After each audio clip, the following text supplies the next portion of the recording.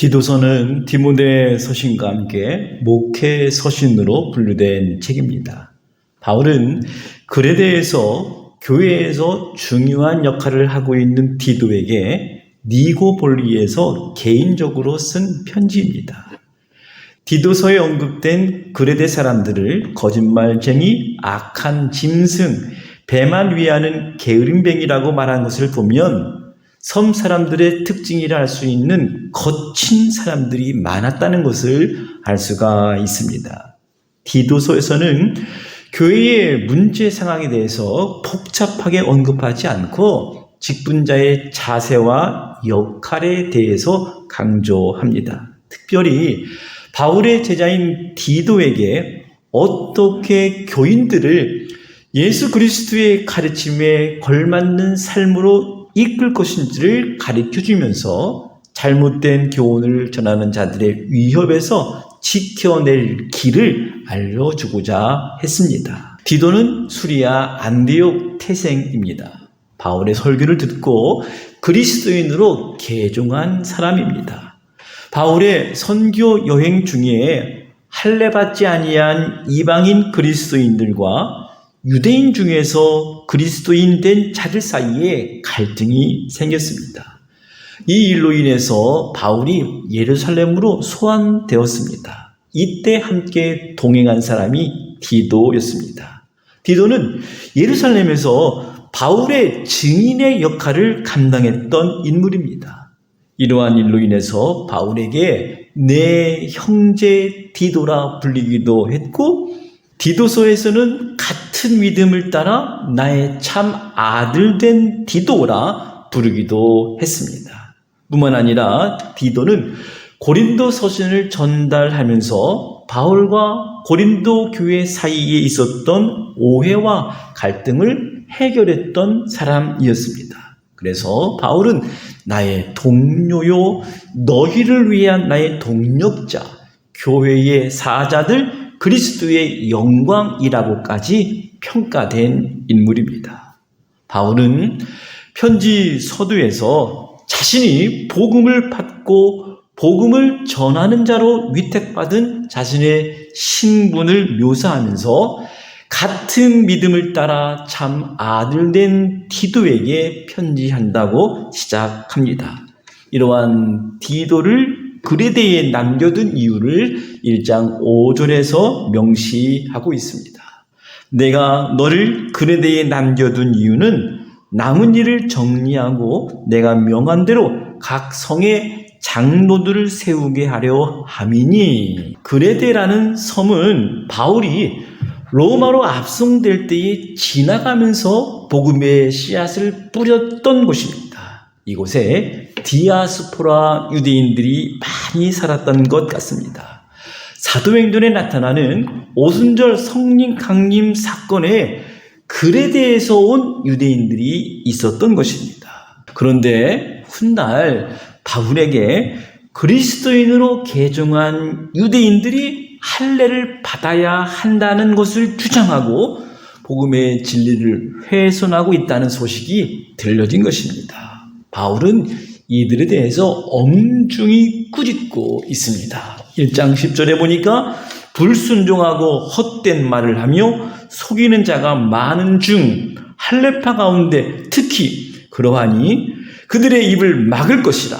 이런 자들이 더러운 이득을 취하려고 마땅하지 아니한 것을 가르쳐 가정들을 온통 무너뜨리는도다 말하고 있습니다.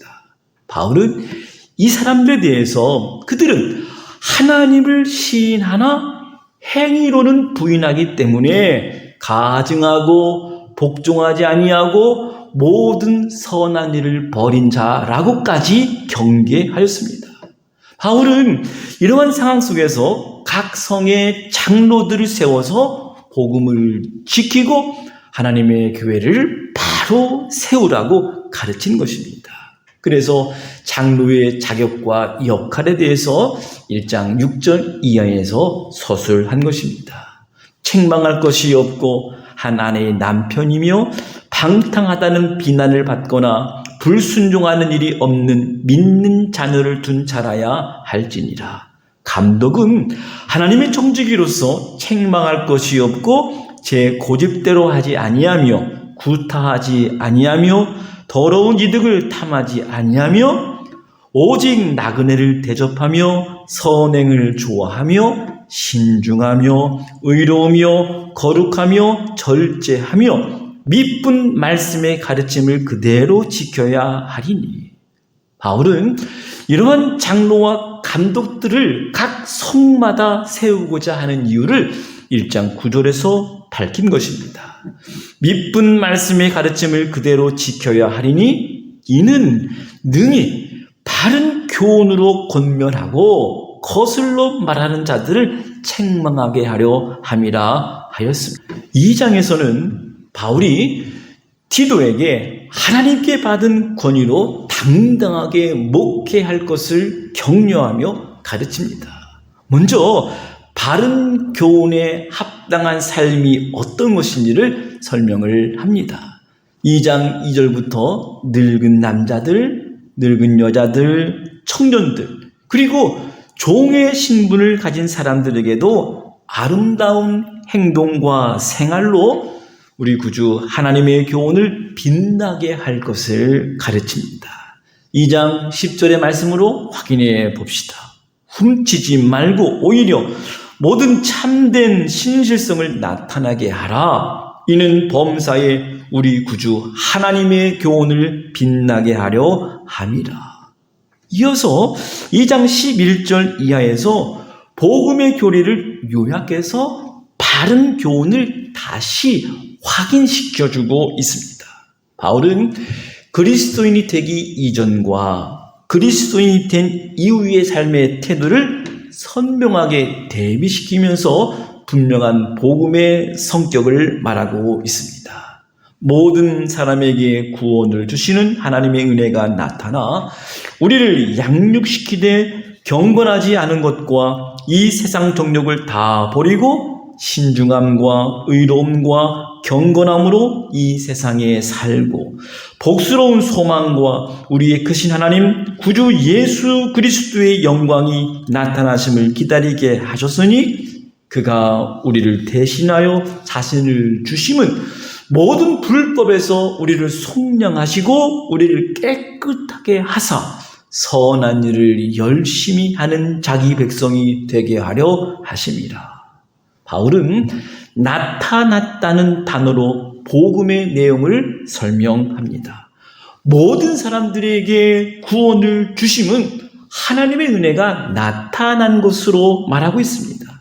이 표현 속에는 예수 그리스도의 탄생과 생애와 죽으심과 다시 사심이 포함되어 있습니다. 그리고 두 번째 나타나심은 우리 구주 예수 그리스도의 영광이 나타날 것, 즉 재림을 증거한 것입니다. 따라서 예수 그리스도의 초림과 재림 사이를 살아가는 성도들이 이 땅에서 어떻게 살아가야 할지를 말하고 있습니다.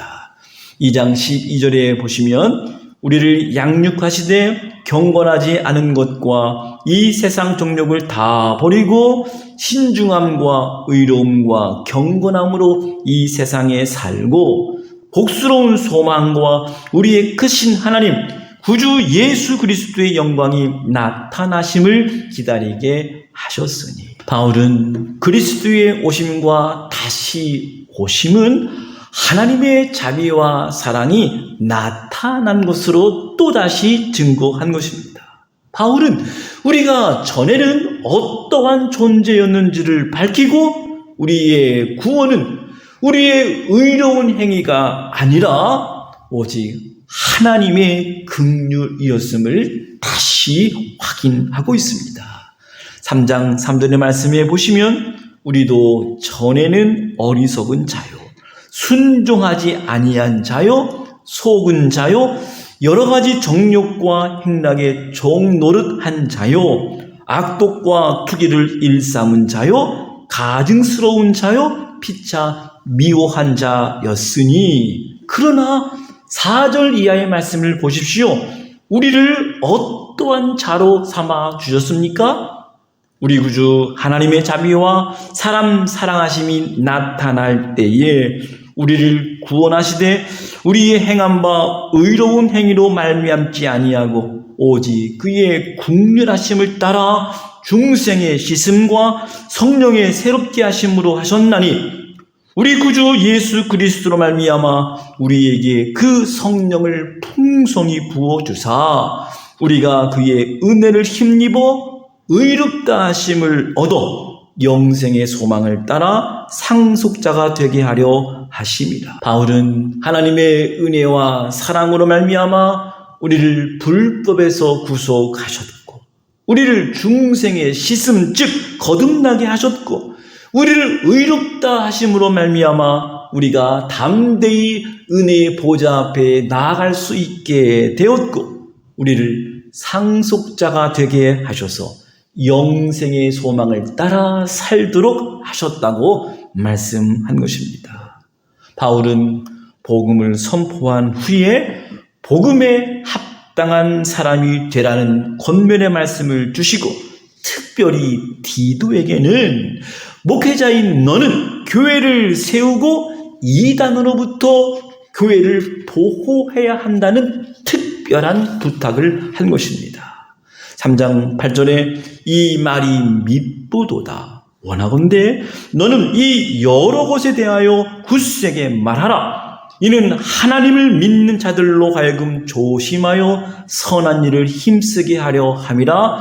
이것은 아름다우며 사람들에게 유익하니라. 교회를 바로 세우려면 교회의 지도자들이 복음을 잘 가르쳐야 하고 외적으로는 성도들의 선한 행실로 말미암아 하나님의 말씀이 비방을 받지 않고 하나님의 교훈을 더욱 빛나게 해야 한다는 교훈을 디도에게 말씀한 것입니다.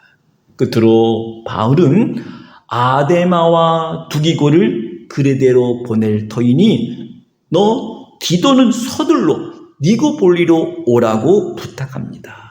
이것은 디도가 그레데 섬의 문제들을 수습하는 특사로 파송되었구나 하는 것들을 추론할 수가 있습니다.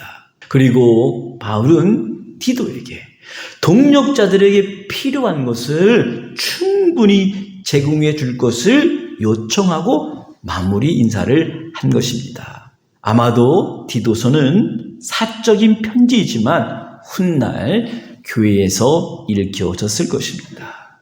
바울에게 있어서 디도는 복음 전도를 위해서 꼭 필요한 사람이었습니다. 자신을 변호해 주기도 했고 고린도 교회의 문제의 해결사 역할을 하였고 그레데에 있는 교회와 성도들을 위해서 꼭 필요한 역할을 감당했던 사람이었습니다. 예수님의 뒤를 이어 사도 바울이 복음을 위탁받아 쓰임받았고 바울의 뒤를 이어 디도가 사명을 감당했듯이 이 시대에 복음을 받은 우리들, 복음의 전달자로 디도처럼 아름답게 쓰임받는 자 되시기를 주님의 이름으로 간절히 소망합니다.